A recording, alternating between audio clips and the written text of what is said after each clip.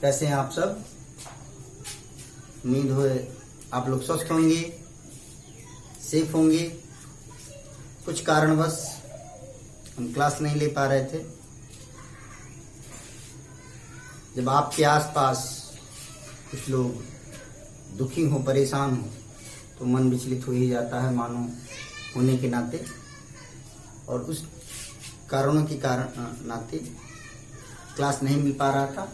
लेकिन हम अब कोशिश करेंगे कि आप लोगों को नुकसान ना हो, आप लोगों की पढ़ाई बाधित ना हो।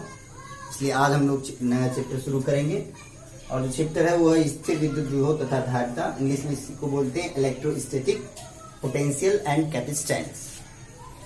अब यहाँ पर हमको इसके बारे में जानना है, शुरुआत करनी है। तो आइए हम लोग कुछ पुरानी बातों को सीखते हैं। आपने एक नाम सुना होगा काइनेटिक एनर्जी का, स्थितिज ऊर्जा का। पोटेंशियल एनर्जी पढ़ा होगा। पोटेंशियल एनर्जी जैसे कि चाबी को खिलौने के जो चाबी होती है उसको कस देने से प्रत्यास्थितिज ऊर्जा, गुरुत्वीय स्थितिज ऊर्जा पढ़ा है आपने? जी हाँ, पढ़ा होगा। आपने ये भी पढ़ा होगा कि अगर जैसे किसी वस्तु में उसकी स्थिति के कारण जो ऊर्जा मौजूद होती है उसे गुरुत्वीय स्थितिज ऊर्जा कहते हैं। जैसे मान लीजिए कि कोई जो है ऊंचाई पर अगर स्थित है, तो कोई वस्तु अगर ऊंचाई पर स्थित है तो उसमें कौन सी स्थितिज ऊर्जा होगी? मान लीजिए ये आपका मार्कर है और ये जो है जमीन से इतनी ऊंचाई पर है, तो इसमें कौन सी ऊर्जा है? स्थितिज ऊर्जा मौजूद है। कौन सी स्थितिज ऊर्जा मौजूद है? गुरुत्वीय स्थितिज ऊर्जा मौजूद है। अगर वही बात करते हैं जो है स्प्रिंग की बात करते हैं, तो इसमें कौन सी स्थितिज ऊर्जा मौजूद हो गई? प्रत्यास्थितिज ऊर्जा। क्लियर हो गई नहीं होगी? ये बात सुना आ गई। अब आपके मन में आ रहा होगा कि सर आप टॉपिक ये पढ़ा रहे हैं तो फिर स्थितिज ऊर्जा की बात क्यों कर रहे हैं? तो हम उसको रिलेट करना चाह रहे हैं। हम इस यहाँ पर पहुंचने से पहले उन चीजों को रिलेट करेंगे। यानी विभव विद्युत इलेक्ट्रिक पोटेंशियल को जानने के लिए पहले हमको पोटेंशियल एनर्जी को जानना जरूरी है। और जब हम पोटेंशियल एनर्जी को बेहतर ढंग से जान लेंगे तो हम जो है इसको बेहतर रूप से समझ सकेंगे। तो एक बल होता है जिसे बोलते हैं संरक्षी बल। संरक्षी बल, संरक्षी बल के बारे में आपको बताया गया था। संरक्षी बल किसे कहते हैं? वो बल जो जिसके द्वारा किया गया कार्य पथ पर निर्भर नहीं करता। पथ पर निर्भर नहीं करता है वो बल कैसा बल कहलाता है? संरक्षी बल कहलाता है। जैसे मान लीजिए, इसका कहने का मतलब है कि मान लीजिए P से Q तक आप किसी डिस्प्लेसमेंट किया, आपने P से Q किया, तो चाहे आप इस पथ से गए चाहे इस पथ से गए, जो टोटल वर्क डन होगा वो सेम होगा। यानी चाहे फर्स्ट पाथ से जाइए चाहे सेकेंड पाथ से जाइए, चाहे पहले रास्ते से जाइए चाहे दूसरे रास्ते से जाइए, चाहे सीधे ऐसे चले जाइए, तो टोटल वो वर्क डन होगा वो सेम होगा। क्लियर हुआ कि नहीं हुआ? तो संरक्षी बल समझ में आया कि नहीं आया? संरक्षी बल किसे कहते हैं? संरक्षी बल वो बल हैं जो जिनके द्वारा किया गया कार्य पथ पर निर्भर नहीं करता है। और आपको बताया जा चुका है कि गुरुत्वाकर्षण बल भी कैसा बल है? संरक्षी बल है। क्लियर है कि नहीं क्लियर है? तो गुरुत्वाकर्षण बल एक संरक्षी बल है। तो आपको मैं बता चुका हूं कि जिस तरह से गुरुत्वाकर्षण बल के लिए जो सूत्र आपको बताया गया, तो क्या बताया गया था? F=gm1m2/r²। और कूलाम का जो फोर्स का फार्मूला वो क्या है? वो F= जो है K(Q1Q2/r²। तो जैसे यहाँ पर मास पे डिपेंड करता था वैसे यहाँ पर चार्ज पर डिपेंड कर रहा है। जैसे यहाँ पर द्रव्यमान पर डिपेंड करता था वैसे ही यहाँ पर कहाँ पर डिपेंड करता है?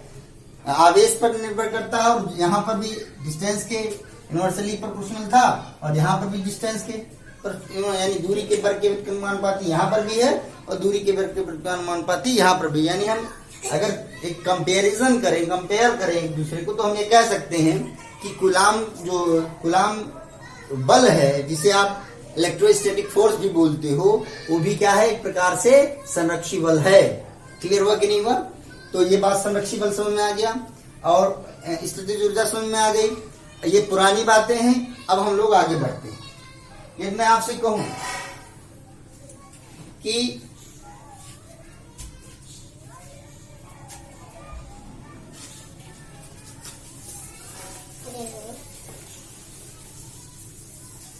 मान लीजिए कोई चार्ज है, यहां कोई चार्ज क्यू है, कोई चार्ज क्यू है और यहां पर एक पॉइंट है आर, ये पॉइंट आर है और इस पर कोई small charge, testing charge Q रखा हुआ है, सूक्ष्म परीक्षण आवेश, इसे हमने बताया था परीक्षण आवेश, मान लीजिए क्यू रखा हुआ है।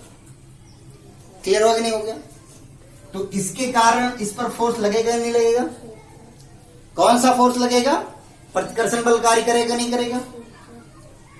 प्रतिकर्षण बल कार्य करेगा नहीं करेगा? बात समझ में आ रही कि नहीं आ रही है?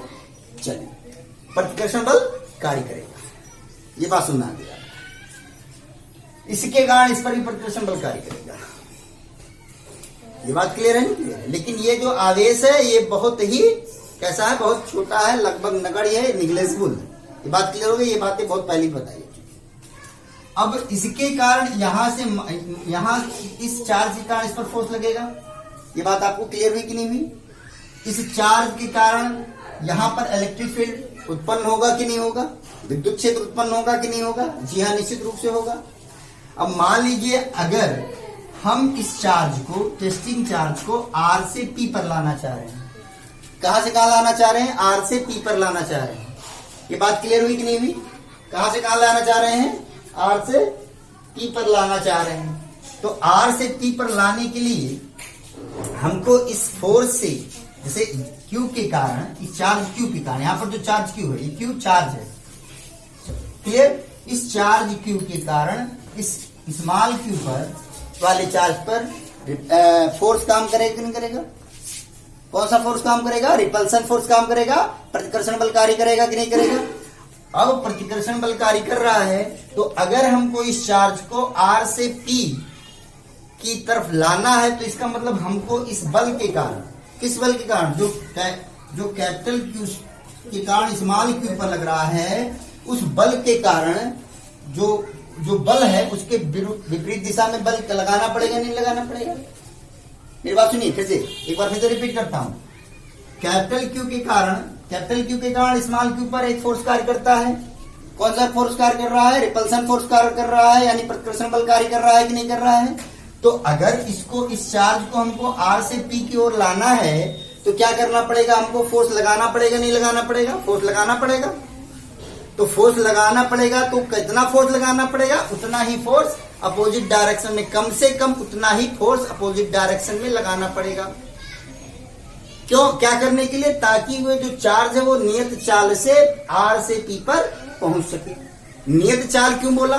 जैसे क्योंकि मान लीजिए क्यू के कारण आर पर जो फोर्स काम कर रहा है वो एफ ई काम कर रहा है। क्लियर हो कि नहीं बात? तो अगर इतना ही बल हम अपोजिट डायरेक्शन में लगाएंगे, इस पर क्यू पर, यानी बहुत ध्यान सुने, यहां पर जो चार्ज है कैपिटल क्यू, उसके कारण स्मॉल क्यू पर जो फोर्स लग रहा है वो क्या है? एफ ई है। अब हम फोर्स किस पर लगा रहे हैं? इस पर लगा रहे हैं, इस चार्ज पर। क्या करने के लिए? कैपिटल आर बिंदु आर से कहां पर लाने के लिए? बिंदु पी पर लाने के लिए लगा रहे हैं। तो जो बल हम लगाएंगे वो अपोजिट डायरेक्शन में लगाएं, उतना ही लगाएं। यानी अगर ये एफ ई है तो ये कितना हो? माइनस एफ ई हो। यानी इसके कारण इधर जो फोर्स काम कर रहा है वो कितना कर रहा है? Capital F E. Opposite direction में हम फोर्स कितना लगा रहे हैं? एफ ई लगा रहे हैं। दोनों का मैग्नीट्यूड सेम है, लेकिन इसका जो डायरेक्शन है, चूंकि हम बल किधर लग रहा है, हम लाना किधर चाह रहे हैं? इधर। और रिपल्सन फोर्स किधर काम कर रहा है? उधर। इसका मतलब हम अपोजिट डायरेक्शन में फोर्स लगा रहे हैं कि नहीं लगा रहे हैं? तो अगर पहले वाला फोर्स वेक्टर एफ ई है, तो दूसरा वाला फोर्स कितना होगा? माइनस एफ ई होगा। और अगर इनका हम रिजल्टेंट फोर्स निकालें, परिणामी बल लगा लें, तो वेक्टर एफ ई और माइनस वेक्टर एफ ई ये बराबर किसके हो जाएगा? जीरो के। इसका मतलब इस चार्ज पर क्या हो गया? लगने वाला बल क्या हो गया? लगभग जीरो हो गया। तो इसका मतलब अब जब लगने वाला फोर्स जीरो हो गया, तो आप जानते हैं कि एफ इक्वल टू किसके होता है? एम ए क्या हो गया? जीरो। तो एम ए जीरो हो गया, तो यम क्या हो गया? यम तो जीरो होगा नहीं, यानी क्या जीरो हो गया? ए जीरो हो गया, यानी एक्सेलरेशन जीरो हो गया। और अगर एक्सेलरेशन जीरो हो रहा है, इसका मतलब जो है उसकी वेलोसिटी में कोई चेंजिंग नहीं हो रही है, इसके चाल में कोई परिवर्तन नहीं हो रहा है। तो वही बात मैंने आपसे कहा बात समझ आ गई कि नियत चाल क्यों मैंने बोला? नियत चाल में इसलिए बोल रहा हूं, इसका मतलब अगर हमको इस मॉलिक्यूल चार्ज को बिंदु R से बिंदु P पे लाना है तो कम से कम कितना फोर्स काम करना होगा? माइनस जितना फोर्स इस डायरेक्शन में लग रहा है उतना ही फोर्स अपोजिट डायरेक्शन में लगाना होगा। माइनस चिन्ह ये प्रदर्शित करता है कि हम ये अपोजिट डायरेक्शन में लगा रहे हैं और इनका रिजल्टेंट फोर्स क्या होगा? 0 होगा। तो जब रिजल्टेंट फोर्स 0 होगा इसका मतलब एक्सीलरेशन 0 होगा और वो नियत चाल से R से P पर पहुंच जाएगा। तो जब वास्तव में जब ये यहां से यहां पार आया तो किसके कारण आया? इस फोर्स के कारण आया। इस फोर्स के कारण आया। कौन सा फोर्स? जो हमने इस चार्ज के ऊपर लगाया है। और इस चार्ज के ऊपर जब हमने फोर्स लगाकर R से मैं P पर लाया तो इसमें हमने वर्क किया कि नहीं किया? वर्क किया कि नहीं किया? किसके अपोजिट वर्क किया? रिपल्सन फोर्स के अपोजिट। यानी हमने वर्क किया, कार्य किया किसके विरुद्ध? प्रतिकर्षण बल के विरुद्ध कार्य किया। और जब हमने प्रतिकर्षण बल के विरुद्ध कार्य किया और Q यहाँ R से कहां पर पहुंच गया? अब P पर पहुंच गया। तो इसका मतलब है कि अब इसमें ऊर्जा संचित हो जाएगी। कैसे? क्योंकि अब क्या होगा, अगर हम बल को हटा लेते हैं तो ये वापस फिर उतनी ही दूरी पहुंच जाएगी। ये बात क्लियर होगी कि नहीं होगी? ये बात क्लियर होगी कि नहीं होगी? समझ में आ कि नहीं है? तो इसका मतलब क्या है कि यहां पर कौन सा पॉइंट है? R है और यहां पर कौन सा पॉइंट है? P। तो यहां पर अगर पॉइंट R है और यहां पर पॉइंट P है। देखिए ध्यान,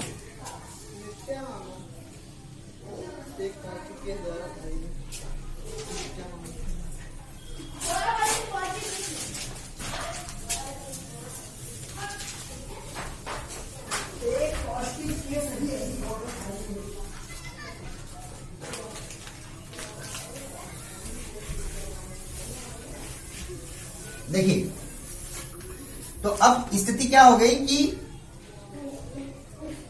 ये चार्ज Q हो गया, ये पॉइंट R और ये पॉइंट P। इस चार्ज Q को R से P तक लाया गया, फोर्स लगाया गया और जो फोर्स लगा, जो वर्क हुआ, वर्क कहां से कहां तक हुआ? R से P तक। तो वर्क WRP का मतलब क्या हो गया? R से P तक लाने में किया गया कार्य। तो WRP को आप क्या लिख सकते हो? माइनस, अगर इंटीग्रेशन के रूप में लिखें तो आप क्या लिख सकते हैं? माइनस FE dr और R2P। WRP इक्वल टू क्या लिख सकते हो? Minus R2P FE dr। FE dr का मतलब क्या हो गया? इसका मतलब क्या हो गया कि फोर्स लग रहा है, dr को क्या प्रदर्शित कर रहा है? FE डॉट dr लिख दीजिए, dot dr, FE dot dr। और R2P का मतलब कहां से कहां तक ला रहे हैं? R से P। अब बहुत ध्यान से इसको, अब आपको कंफ्यूजन होगा कि ये कहां से मिला। हम ये मान रहे हैं कि Q के कारण यहां पर इलेक्ट्रिक फील्ड उत्पन्न हुआ और इलेक्ट्रिक फील्ड जो उत्पन्न हो रहा है उसके कारण जो बल उत्पन्न हो रहा है वो क्या होगा? FE उत्पन्न होगा। और छोटा सा डिस्प्लेसमेंट अगर हम लेते हैं तो किया गया कार्य क्या हो जाएगा? FE डॉट dr होगा कि नहीं होगा? देखिए कैसे समझिए, विद्युत क्षेत्र, इस चार्ज के कारण विद्युत क्षेत्र उत्पन्न हो रहा है, विद्युत क्षेत्र के कारण जो बल लग रहा है वो क्या है? FE है। क्लियर हुआ कि नहीं हुआ? और छोटा सा डिस्प्लेसमेंट, अगर हम यहां से यहां का छोटा सा डिस्प्लेसमेंट क्या मानते हैं? dr मानते हैं। तो ये क्या हो गया? टोटल यहां से यहां तक पहुंचने में क्या हो गया? जो वर्क हो रहा है कितना हो रहा है? FE डॉट dr हो रहा है कि नहीं हो रहा है? ये बात समझ में आई कि नहीं? तो अगर हमको R से P तक पहुंचना है तो हम क्या करेंगे? इंटीग्रेशन करेंगे कि नहीं करेंगे? टोटल वर्क डन निकालने के लिए बात बताई जा चुकी है। तो टोटल वर्क डन क्या हो जाएगा? R से P FE डॉट dr। और ये माइनस चार्ज क्या बता रहा है? ये माइनस ये बता रहा है, ये जो माइनस चिन्ह लगा है, सॉरी चार्ज नहीं, साइन, माइनस साइन ये बता रहा है, माइनस साइन ये बता रहा है, ऋण चिन्ह ये बताता है कि जो फोर्स FE है वो किस डायरेक्शन में लग रहा है? अपोजिट डायरेक्शन, इस डायरेक्शन में। और वर्क किधर हो रहा है? इस डायरेक्शन में। तो अपोजिट डायरेक्शन में होने के कारण यहाँ पर जो कौन सा साइन लगा दिया गया है? माइनस का साइन लगा दिया गया है। ये बात क्लियर हुई कि नहीं हुई? ये बात सुना है कि नहीं है? तो अगर इसका मतलब क्या हो गया? ये जो WRP है वो किसके इक्वल होगा? UP minus UR।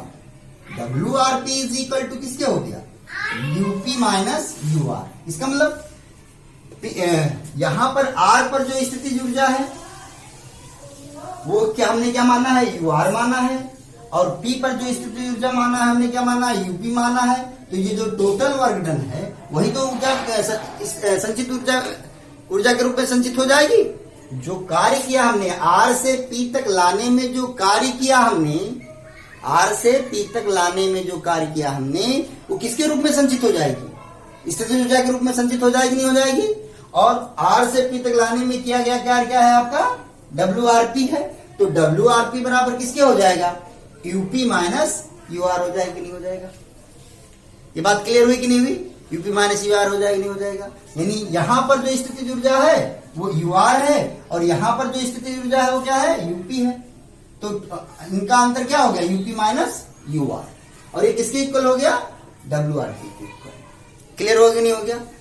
इसका मतलब आप यहां से क्या निकला, इसका मतलब ये निकल रहा है कि जो किया गया, यहां पे से भी स्पष्ट हो रहा है कि जो किया गया कार्य है वो अंतिम स्थिति कौन है, P वाली, और प्रारंभिक स्थिति कौन है, R वाली। तो अंतिम स्थिति की स्थितिज ऊर्जा और प्रारंभिक स्थिति की स्थितिज ऊर्जा के अंतर के बराबर है। इसका मतलब ये बता रहा है कि किया गया कार्य केवल प्रारंभिक बिंदु और अंतिम बिंदु पर निर्भर करता है, वो पथ पर निर्भर नहीं कर रहा है। ये बात क्लियर हुई कि नहीं हुई, ये बात समझ में आई कि नहीं आई। तो WRP इसका किस हो गया, UP माइनस UR। ये बात समझ आ नहीं आ गया, आगे बढ़े। तो अब देखिए यहां से जो हमको आगे बढ़ाना है, आप देखिए यदि ये पॉइंट कहां पर हो जाए, R को अनंत इनफाइनाइट मान लिया जाए, क्या मान लिया जाए, इनफाइनाइट अनंत पर मान लिया जाए, तो अनंत से यानी बिंदु R कहां पर हो गया, अनंत पर हो गया। तो बिंदु R अगर अनंत पर हो जाए तो W किया गया जो वर्कडन होगा, W इक्वल टू किसका होगा, UP माइनस U अनंत होगा कि नहीं होगा, U इनफाइनाइट होगा कि नहीं होगा। तो यहां से W इक्वल टू किसका हो गया, UP माइनस U इनफाइनाइट, और W इज इक्वल टू यहां से आप क्या लिख सकते हो, UP माइनस इनफाइनाइट को क्या लिख दिया, 0। तो यहां से W इज इक्वल टू हो गया UP। ये बात क्लियर होगी नहीं होगी। अब यहां पर यह माना जा रहा है कि अनंत पर जो स्थितिज ऊर्जा है वो क्या है, 0। यानी ये माना जाता है कि अनंत पर जो है स्थितिज ऊर्जा है वो क्या है, अनंत है, सॉरी अनंत पर जो स्थितिज ऊर्जा है वो क्या है, 0 है। तो E इंफिनिटी की जगह पर क्या लिख दिया गया है, 0 लिख दिया गया है। तो W इज इक्वल टू क्या हो गया, UP माइनस 0। तो therefore W is equal to UP। या ऐसे भी लिख सकते हैं, अब ये इतनी बात समझ नहीं है, यानी UP माइनस 0 हो गया और W इक्वल टू UP। ये बात क्लियर हो गया। तो इसका मतलब क्या होगा कि अब यहां से देखिए, यहां से परिभाषा आप देखिए, यहां से अब कहां की बात हो रही है, P कौन सा पॉइंट है, यहां पर P पॉइंट है कि नहीं है, तो यहां पर P पॉइंट है। तो अब यहां से परिभाषा क्या होगी कि, और ये क्या है, W क्या है, वर्क, W वर्क है, और U क्या है, पोटेंशियल एनर्जी है। तो आप यहां से बोल सकते हो कि किसी आवेश को अनंत से किसी बिंदु तक लाने में किया गया कार्य, किसी आवेश को अनंत से किसी बिंदु तक लाने में जो किया गया कार्य है वो उस बिंदु पर क्या कहलाती है, स्थितिज ऊर्जा कहलाती है। और कौन सी स्थितिज ऊर्जा है, कौन सी स्थितिज ऊर्जा है, वो वैद्युत स्थितिज ऊर्जा है। कौन सी स्थितिज ऊर्जा है, वो वैद्युत स्थितिज ऊर्जा है। फिर सुनिए, किसी चार्ज को अनंत से किसी बिंदु तक लाने में, किस बिंदु तक ला रहे हैं हम, P तक। यहां पर देखिए UP माइनस U, जो R बिंदु था, ये जो R बिंदु था हमने कहा मान लिया, अनंत पर माना कि नहीं माना। तो जब हमने R बिंदु को कहां पर माना, अनंत पर मान लिया। क्लियर हो रहा नहीं हो रहा है। तो अब इसका मतलब हो रहा है, जो पहले हम कहां से कहां ला रहे थे, R से P पर ला रहे थे, अब हम कहां से कहां ला रहे हैं, अनंत से P पर ला रहे हैं। तो जब अनंत से P पर ला रहे हैं तो किया गया कार्य क्या हो गया, बिंदु P की स्थितिज ऊर्जा के बराबर है कि नहीं है, बिंदु P की स्थितिज ऊर्जा के बराबर है कि नहीं है। क्योंकि यह मानते हुए, ध्यान दीजिए, यह मानते हुए कि अनंत की जो स्थितिज ऊर्जा हो गया 0 के बराबर है, ये माना जा रहा है। ध्यान दीजिए, जब आप न्यूमेरिकल लगाएंगे तो सवाल में कभी कभी ऐसा भी आएगा कि इस बिंदु पर स्थितिज ऊर्जा को 0 मानते हो, हुए, तो जब सवाल में देगा कि इस बिंदु को इस बिंदु पर स्थितिज ऊर्जा को शून्य मानते हुए, तो जिस बिंदु पर स्थिति, मान लीजिए, बहुत ध्यान सुनिएगा, जैसे आपको इन दोनों सूत्रों को याद रखना। जैसे एक तो हो गया WRP इज इक्वल टू क्या हो गया, UP माइनस UR, क्लियर हो गया। और एक आपका हो गया W इज इक्वल टू किसका हो गया, UP। पहले इसको आराम समझिए, आराम से, धीरे धीरे। हमने कहा आराम समझेंगे कि आराम से एक इसका जो देखिए, R से P पर गए तो जो टोटल वर्क डन हुआ वो UP माइनस UR हुआ। ये बात समझ आ गई।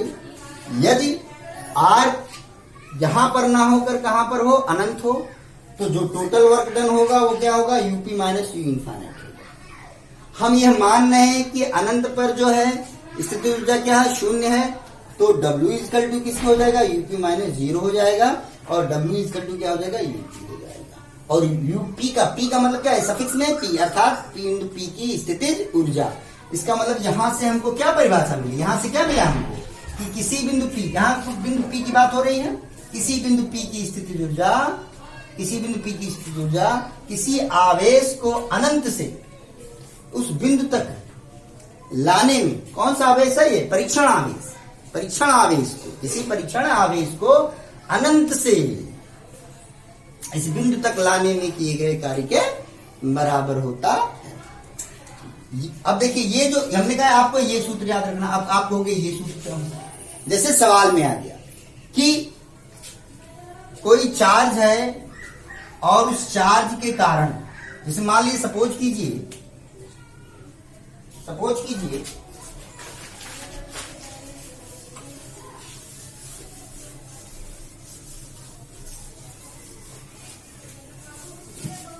कि मान लीजिए चार्ज दे दिया, आराम समझते चलिए, यहां पर दे दिया, मान लिया 2 माइक्रोकूलम चार्ज दे दिया, और आपसे कहा कि इसके 10 सेंटीमीटर की दूरी पर स्थितिज ऊर्जा निकालिए, जबकि 15 सेंटीमीटर पर, यानी इसके इस आवेश से 15 सेंटीमीटर,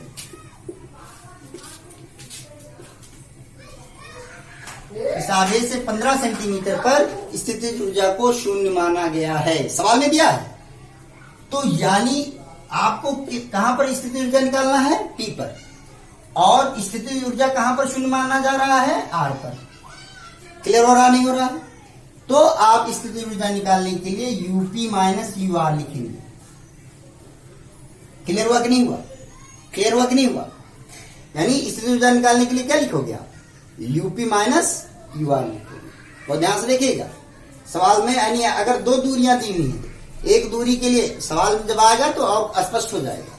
यानी कह रहा है कि एक आवेश है, उस आवेश के कारण किसी उससे 10 सेंटीमीटर की दूरी पर स्थितिज ऊर्जा ज्ञात कीजिए, जबकि 15 सेंटीमीटर पर 15 सेंटीमीटर की दूरी पर उसकी स्थितिज ऊर्जा शून्य ली गई हो। तो आपको UP माइनस UR लेना है। P के लिए, यानी ये 10 सेंटीमीटर के लिए स्थितिज ऊर्जा निकालेंगे, पहले सूत्र लगाएंगे, सूत्र हम आपको अभी बताएंगे आगे, और फिर 15 सेंटीमीटर के लिए स्थितिज ऊर्जा का सूत्र लगाएंगे, और फिर UP माइनस UR कर देंगे, आपका काम बन जाएगा। लेकिन यदि रेफरेंस नहीं देता है, अगर कुछ नहीं कहता है, यदि सवाल में केवल इतना ही कहता है कि 10 सेंटीमीटर पर एक चार्ज दिया हुआ है, एक आवेश दिया हुआ है, और उससे 10 सेंटीमीटर की दूरी पर आप क्या निकालिए, स्थितिज ऊर्जा निकालिए, तो आपको केवल UP निकालना है, UP माइनस, ये आपको केवल UP निकालना है, UP माइनस UR आपको नहीं निकालना है। ये आपको ध्यान रखना है, यह गलत है, इसकी जरूरत नहीं है, क्योंकि इसका मतलब है कि यहां पर जो R बिंदु है वो कहां पर माना गया है, अनंत पर माना गया है। बात क्लियर हो गई? तो इसमें आपको दिमाग में बैठा लेना है कि सुविधा के लिए ये माना जाता है कि अनंत पर जो स्थिति ऊर्जा होती है वो शून्य के बराबर होती है। लेकिन यदि न्यूमेरिकल लगाते हैं, सवाल में आ गया है इस बिंदु पर स्थिति ऊर्जा शून्य मानेंगे, तो आप उस पॉइंट पर ही स्थिति ऊर्जा को शून्य लोगे। ये बात क्लियर होगी? मुझे लगता है ये बातें समझ में आ गई।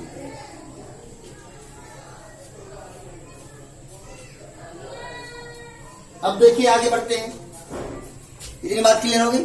अब मैं आपको समझ में आ रहा हूँ कि सर ये क्यों कर रहे हैं, ऐसा क्यों कह रहे हैं? तो ऐसा इसलिए कह रहे हैं बेटा कि जैसे अभी हमने आपको बताया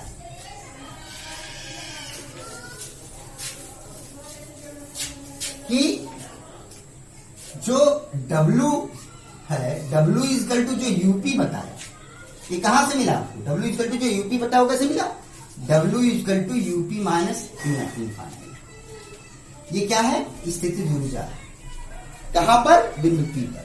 कैसे मिला है? जब U इनफाइनाइट को हमने क्या मान लिया है? 0 के बराबर। तब जब हमने चार्ज Q को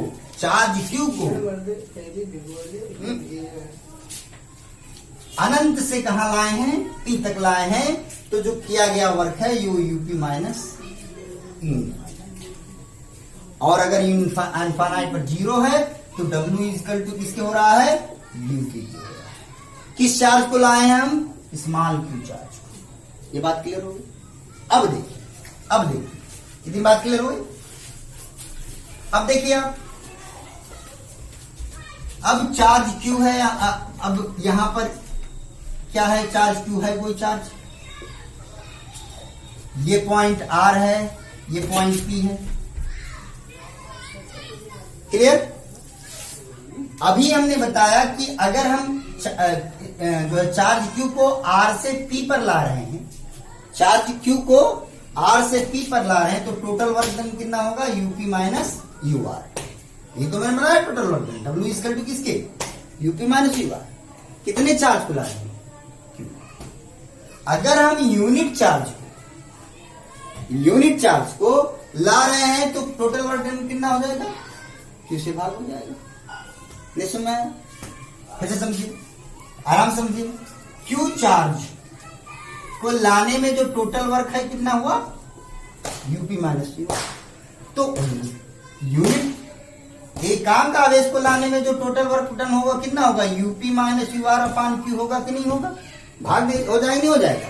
ऐकिक नियम से, यूनिट रूल से। तो UP minus U R upon Q, ये टोटल वर्क डन हो गया। W is equal to UP minus U R upon Q. ये बात क्लियर हो गई? तो अब ये कौन सी बात हो गई? यदि एकांक आवेश को R से P तक ला रहे हैं तो W इजकल टू किसके हो जाएगा? UP minus U R upon Q के। लेकिन अब यही फिर स्थिति देखिए, अगर R कहां पर हो जाए? अनंत पर हो जाए।